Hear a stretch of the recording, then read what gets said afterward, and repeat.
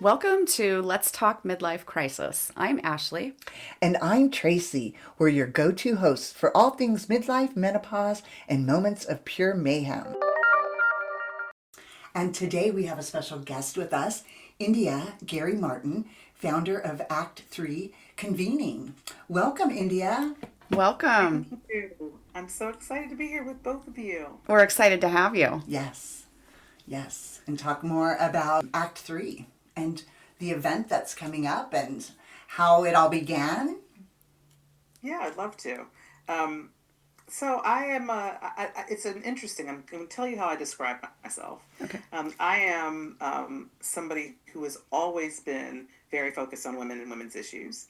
I think about my corporate career. I was in corporate for 25 years before I became a now three-time entrepreneur, the third company in. Wow. And Congratulations. when I Thank you, thank you. But when I started my corporate career, I remember back, it was like, I would say 1997. I started well before that, but 1997, we started talking about women at work more openly.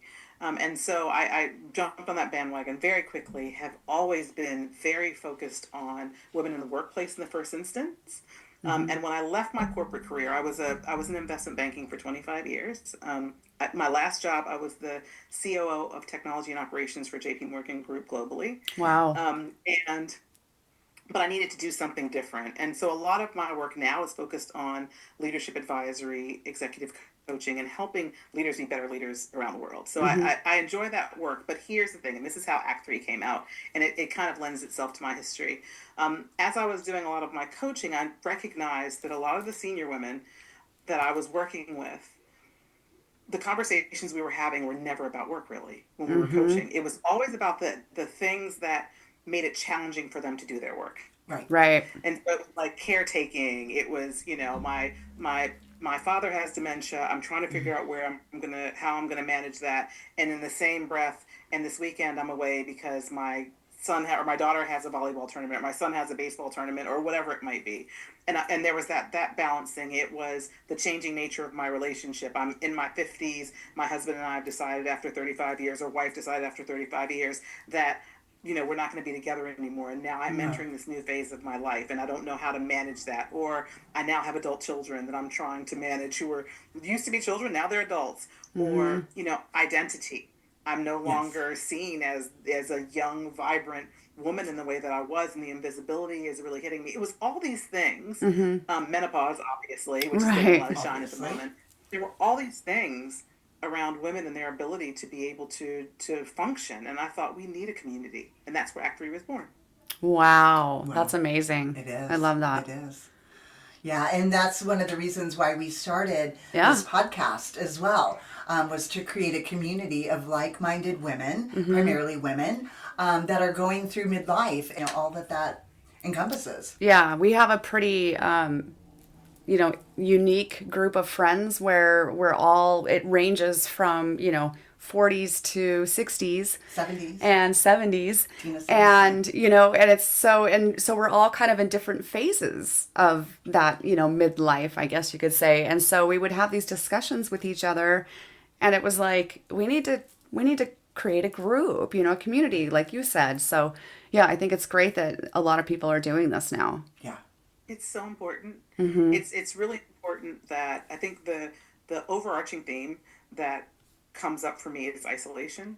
Yeah. People feel like they're going through it alone, and that community at this age is really, really important. And creating spaces where people can get solutions is really, really important. And so Act Three for me was about first like community, so people know they aren't walking this journey alone across all of those things. Second, it's about providing solutions and hearing other people's stories, because and I've been having this conversation with folks over and over, and it's been so funny because our sessions are 20 minutes each. Our plenary sessions are 20 minutes because I'm like, I do not have the attention span We to talked sit about, and listen to yeah. people. I don't either. I don't Yeah. either. On top of that, every time I go to these kind of things, I'm really interested in the person sitting next to me, often more so than people who are on the stage. And so we have 20-minute provocations, whatever that might be, for each of the things. And then we go into spaces dependent on what's important to us. As an example, on the women's health and wellness, we have a panel of medical experts kind of talking about various things. And then at the end of the 20 minutes, you get to choose. I want to go into the room that's talking about cancers. I want to go into the room about mental health. I want to go into the room about menopause, or I want to go into the room about cardiovascular and kind of hypertension. So you Right. can make decisions about where you want to go based upon what you're interested in. And in those rooms, we're having conversations, facilitated conversations. It's not people talking at you and giving you a download of information. It is giving you solutions, but also creating community with people who are experiencing exactly what you're experiencing. Yeah, that's Yeah. great. I love Yeah. that. And the conference is coming up early June, is that correct? June 4th to 6th in Okay. DC at the Washington Hilton. In DC at the DC. Washington Hilton. Okay. And Perfect. the website where you can sign up or just find out more information about it is act3convening.com. And the link to that will be in our show notes. We're very excited about it because this is exactly what we've been talking about for the Yes. last couple of years. We're excited. Not sure if we're going to be able to make it or not with I the know. calendars. I have a graduation that week. Yeah, yeah. But the fact that you're talking about mental health and caregiving and those types of things on top of menopause, because although we talk a lot about menopause and perimenopause and hormones and things like that, but there's so many other factors that are happening to women at this stage in life, and to be surrounded by other individuals that are going through the same types of things Right. is exactly the community that we are striving to build. Yeah. So, and this is also global. Your conference is also global, correct? Or It is. convening. I think you hit the nail on the head. Like, menopause is hugely important, obviously, and it underpins a lot of the physiological and biological things that we experience.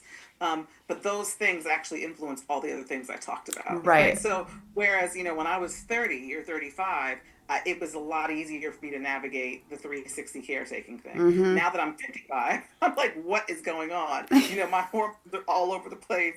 I'm raging. I have rage. That is my symptom. I do too. I do too. Yeah.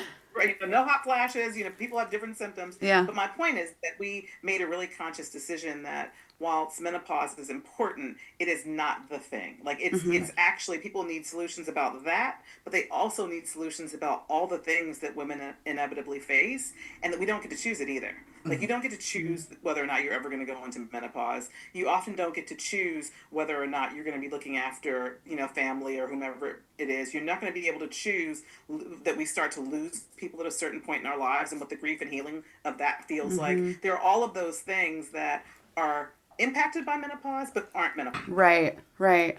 That's so true. The global nature of that, right? Yes. Because we are a global organization. We have global ambassadors who are bringing people from Australia, the UAE and Middle East, South Africa, the UK. I'm like trying to go through them all in my head. Wow. They're global ambassadors. India, forgot India, who are bringing people from those places. And a part of the reason that we did that was a couple. One is that women face the same issues no matter where you are in the world. And the second one for me particularly, which is very important to me, is that, we, particularly in the US, are in a very divided place and space. Yes. Based upon people's beliefs. And for me, the things that we're talking about, are the things that unite us. Yes. And so I was like, let's get as many different women from as many walks of life, like whoever you are, you're welcome, into this space so that we can create solutions and not do division and do kind of like the joy of also being women at this stage of our lives. Yes. Wow, I love that. And that also creates a space where people can bring a lot of other ideas or, these cultures, a lot of them have different ways of dealing with things. And a lot of time we're not aware of those things. So it's great that you're bringing everyone together to have those discussions and to really help each other out. And like you said, support each other. We have to figure it out, right? We have to figure out how to be together. Yes. And how to march this walk together and understand that regardless of your beliefs, that ultimately we're all humans who have human goals, and that is really to protect ourselves, to be healthy, to be happy. Most people want that, but there are very few people who don't. It's just that we have differing ways of that happening for us and what Right. that means for us. And if we can connect people based on their humanity, and women particularly who have to go through all of these things, then we get to understand that there's more that unites us than divides us. Yes. Yeah, we got to Yes. take care of each other. We do. And to learn. do. And a lot of women don't know where to go for these resources. So the fact that you're compiling them all into one, another one that really intrigues me personally is the financial discussions and focus for, maybe it's retirement, which is what I am focused on right now, and the impact of the stock market crashing right when it's time for me, when it's about my time. Right. I would welcome, some insights and, to talk to experts about it that can provide practical advice. Something that Yeah, absolutely. is very important to me as well. And we've talked a little bit about. We have. Yeah. Yeah, we continue to. I mean, I think so. That is a key theme for us because, again, what I've recognized in having conversations with lots of women. So it started with me and the people that I work with, and then it kind of expanded to our focus groups. And we also have an advisory board, all of whom are kind of women who have worked in some shape or form, and some women who've stayed at home too. I think that it just kind of depends on what your circumstance is. But the point is, regardless of what the circumstance might have been, a lot of women, especially of a certain generation, and that I would say, women in the 50s and 60s, at this stage of the game, a lot of us had husbands who took care of the financials, Yes. a lot of us. Right. And then you find yourself at a point where, and sometimes that might still be the case, but for a lot of women, it's not the case anymore. It's Right. shifting. Like if you're divorced, if you're widowed, if, whatever, for whatever reason that might be. And so we've never, as women from early in our lives, often kind of en masse, been given the tools to be able to manage our financials in a way that helps us to prepare for the future. We couldn't even have credit cards until 1974, right? And so and that's our That's just lifetime. mind blowing to It think is. about that, right? Right? Yeah. And so a part of Act 3 is also meeting women where they are, and not with no judgment about what you know or don't know. And how do we help you prepare to be financially fit as we enter this phase of our lives? Right. Yeah, that's crazy to think about. I think too, like to your point, a lot of the women that had their partner that was, managing all the finances, and they were focused more on the kids' schedules and taking care of them, and that's not always because of that's how it was. It's sometimes that's just what works for people. Right. And then when your kids start to move out, you're suddenly like, okay, now I want to be more Where's my involved focus? in Yeah. our lives together. Now it's us. And yeah, I think that some women do want to get involved but they don't know how, So no, I think that's amazing because that's really one thing that I've not thought much about.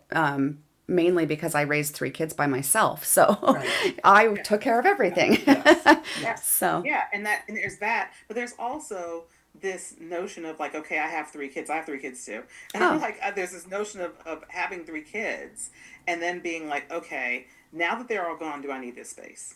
yeah. Like, what does that plan mean for how and where I live? That's a conversation we're having. Like, where do I go? Where do I live? Yeah. Now that I have these, like, my kids are 15, 20, and 26. Okay. And I'm like, my 26-year-old is well off on his own, doing his own thing. My 20-year-old's out the door at college. I have one left. And then I'm like, what about my parents? What about blah, blah, blah? And it's all these decisions that you make about what you're going to do, about all the things that impact you financially, Right. including where you work.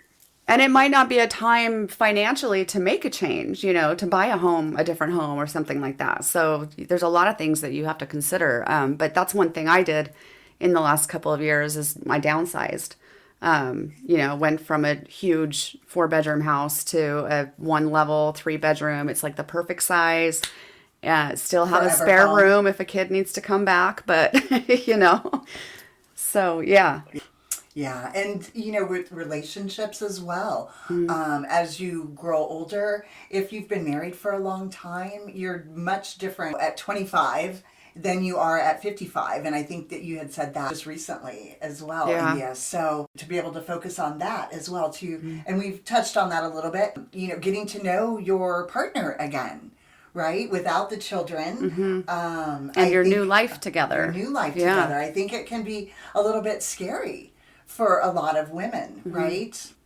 It's really interesting. Yes, I think that is spot on. But the thing that emerged more, and we're actually leaning into a little bit more, there is that for sure. But it's the later daters. The later daters are taking center stage because women are like, wait Oh yeah. now, like I'm 55, I'm dating, Yeah. or whatever it is, or I'm 60 and I'm dating, whatever it is. Yeah. The dating relationships or the coupling relationships at this age is a really interesting thing. So in our podcast, in the Act 3 pod, which only runs up until the convening, so it is not a longer term thing for us, but we have a woman called Francesca Hoagie who has a book coming out, which is fabulous, but it's about that dating piece and how you do that as you age. And so, it's going to be a really interesting conversation because what do you do and how do you do it? And here's the thing: there are some people who have been single intentionally. There's others for whom it's happened. Right. What do you do? How do you do this? And how do you navigate this thing at this stage? Because here's the thing: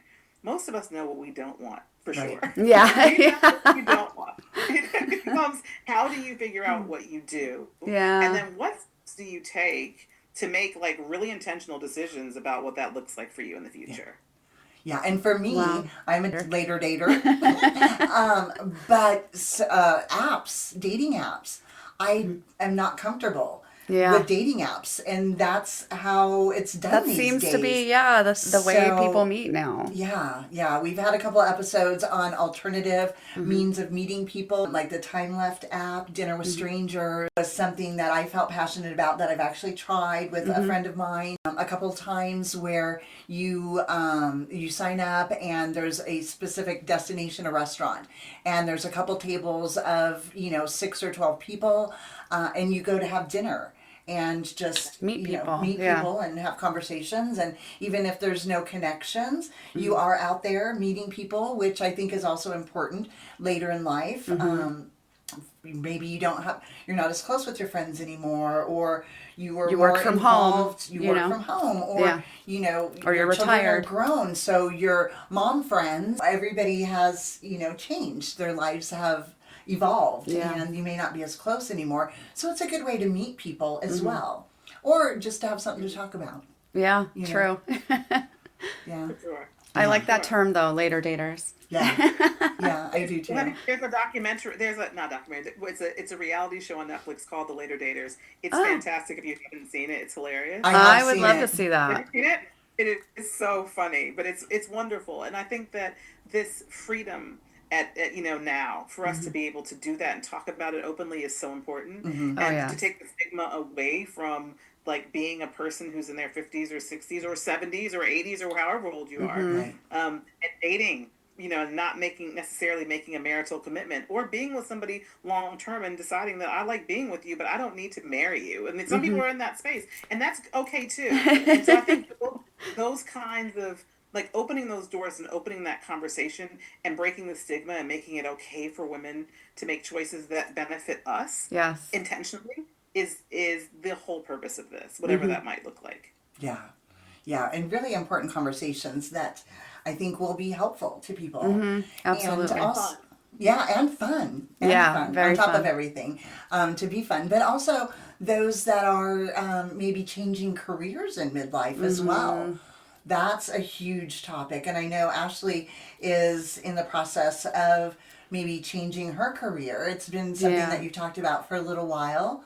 Yeah. And going into real estate versus what you've been I'm currently in doing. sales already, yeah. So, but But work transitions all in general, right? yeah, and I think too, this is something that has happened to me personally, and I'm assuming there's a lot of people. And well, you had said you were, working for corporate America for such a long time, and you were like, I got to do something different.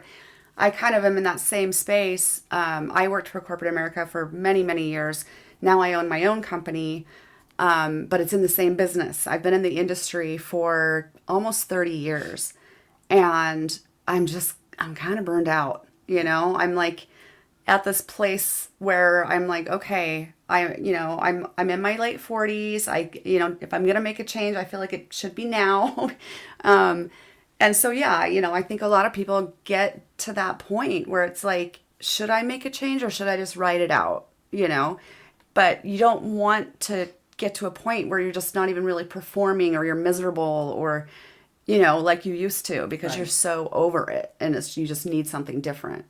No, I think you're so right. There's a woman who will be speaking in Act Three from the UK called Bianca Best, who wrote a book about burnout. That is one of our. Ah, That's one of the things. Like oh, it's it's it's so important, that whole knowing when that's happening for you and knowing the steps to take. It is such a kind of stumble. You're kind of mm-hmm. like fall here and there trying to figure Yeah, it like out, or what? you're exploring things, don't know what's safe. And there's the financial implications of making a new choice at a certain Mm-hmm. age too. Right. There are all these things that we're all kind of like, huh. But Yeah. we're talking a lot about work transition, because a lot of women who are in their 50s particularly, but again going into your 60s, are like, do I just stay and ride it out Right. and Mm-hmm. do what's safe? Yep. But I know that, like, in my mind, I'm losing it entirely having to Mm-hmm. stay in this place. Yep. Or do I, kind of take a risk on something that may or may not pay off, and risk some of what I might have to retire on, or what that looks like. And so, I think it's hugely brave for people to step out. And I will say this though, as an entrepreneur for the third time, um, I always say to folks, depending on what you're doing, I would not suggest, this is horrible to say, I would not suggest to become an entrepreneur for the first time at this age, because for me, even at this age, like, it's like hanging off the edge of a cliff all the time. Yeah. Like, because when you're selling something and you're selling it for yourself, you're in a buying cycle and taking the risk that people want to buy what you're selling when you need them to buy it. And Right. that can be really triggering. Right. And so Absolutely. it's just thinking about all of the options that you have, Mm-hmm. around what's next, and those transitions can be really jarring, when you have to sometimes make a choice that's particularly driven by financial situation, and whether Right. or Right. not you can, and deciding how much you're prepared to risk, and what your red line is against that risk if you Mm. step out of what you do Yeah. and need to work through it. So those are all conversations that we're absolutely having. Right. Yeah. And for me, in my industry, it's all about I'm fighting against being aging out, right? Mm. Like I'm not going to be aged out, and I think that's one of the reasons what keeps me in my industry, because there is that fear Mm-hmm. of somebody, of my age trying to compete with these younger 20 somethings that'll work, for a quarter of what I make, Right. right? And are like sponges that absorb everything. And even as somebody who hires individuals, you think that when you're interviewing people, are they going to be set in their ways, or are they going to be easier to mold? But for me, it's all about not being aged out, Mm-hmm. right, at this phase of my life. And it's just, I always say, riding the wave out, Yeah. to retirement. But it's kind of scary, Yeah. right? It Yeah. really is, especially Absolutely. with the economy. I might be facing layoffs in the Mm-hmm. coming year, depending on what happens, in the US with our economy. Yeah. It's a potential risk for me, and that creates anxiety. So there's just, so much that we're dealing with. Yeah. Yeah. I mean, recession in the US is also recession across the world, because we're such a Mm-hmm. lead indicator of what's going to happen in the world. And, that is a worry, I think, for a lot of people in Mm-hmm. a lot of places. And as we get older, we rely on systems a lot more, especially, after we kind of finish working. We're relying on, and especially in the US, where our healthcare system is so expensive. Like, you kind of like need to make sure that you have all those ducks in a row, Mm-hmm. Right. and step out of your workplace. And so it is really scary on more than just the loss of income. It's like, how do I, take care of things I need to take care of, Mm-hmm. especially if you don't have somebody else in your home who has that thing that you might need, right? And you're Right. on your own dealing with it. And a lot of Right. us are in that position. And so, the what I will say is that, something that I often say to women when I'm coaching them is that, we know how to do this.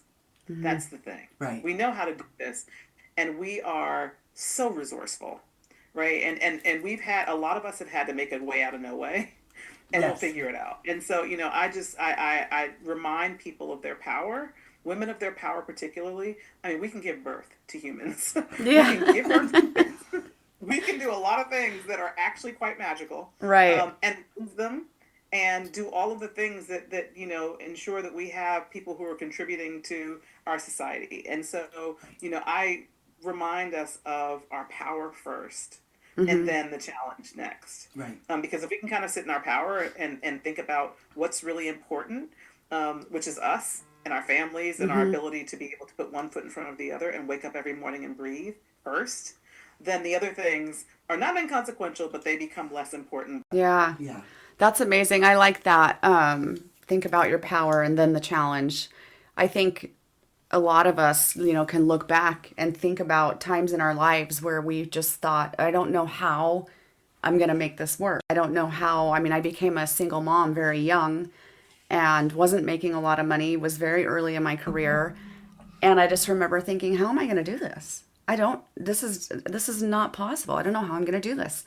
And I just did it. And it all worked out? I worked my ass off, and I was very determined to give them the life that I wanted to give them and make this a very easy transition for them too, and give them, still the amount of love and everything that they, it's a big change, not just for you, but, for them. So it's like, for me, it was about how am I going to make this an easy time for all of us, Right. The transitioning right times, yeah. Right. Yeah. But I think there's a lot of times that you can think of back, looking back, where it's like, wow, I did it. Yeah. Like that, I was scared and I did it. Here I am now. Yeah. And I find myself having more anxiety later in life than I ever did before. So, like you mentioned, having challenges when I was younger and not remembering being so anxious taking them in stride. as Yeah. I am now. So, but I think that's all a part of hormonal challenges and just a combination of things. But Yeah. Yeah. Yeah, definitely. yeah, and so you mentioned a lot of books, or several books, as we were talking, and you do have a link on the website for the bookstore. So all of those books that you mentioned earlier will be available through that link as well. Is that correct, India? They will be post the convening. So Okay. we Okay. will have the books post the convening. The bookstore is fantastic. We have a number of authors coming who are going to be signing too, which will be really fun. Wow. Some great people who are like, I don't know if you've seen Amy Schmidt, who's Fearlessly Facing 50, who will be on the platform. Rolanda Watts, do you remember her? She used to Yes. talk. Rolanda will be on the platform. Wow. I mentioned Bianca Bianca Best and Radia Rhodes and Leilani Brown. We have some amazing women. Wow, for that's all great. people listening, go and look up the names as I just mentioned, and see they're fabulous, fabulous women who are really helping move the needle for women. And so around this space and all the things that we're doing. So I'm really excited to have all of them. And the books, a lot of them are authors, and all of their books will be in our bookstore on site. And then post the convening, the bookstore will go online. So you can go and see what we've curated for the kind. That's so great. Wow. And again, the event is June 4th through 6th, and it's being held in Washington, D.C. You can find out all of the information on act3convening.com. And again, that link will be in our show notes. But we highly recommend, if you have the opportunity to go, I think that this could actually be very life-changing. Yes. Yes. It sounds amazing. Yeah. On to the community. Be there, be square. There you go. There you go. Well, thank you so much for joining us today, India, and sharing this event with us. I think that because our platform does reach, a global audience, that this is something that's really going to be very helpful for women in midlife. Right. Yeah. Thank you so much, India. It was great to have you. Thank you for having me. I so appreciate it. Well, that wraps it up for today. Thanks for joining us on Let's Talk Midlife Crisis. We hope you got some laughs, a little inspiration, and maybe a few new ideas. If you loved today's episode, hit that subscribe button so you'll never miss an episode. And hey, share the love. Send this episode to a friend who could use a good laugh and some midlife wisdom. Connect with us on social media at Let's Talk Midlife Crisis and let us know what's on your mind. We love hearing from you.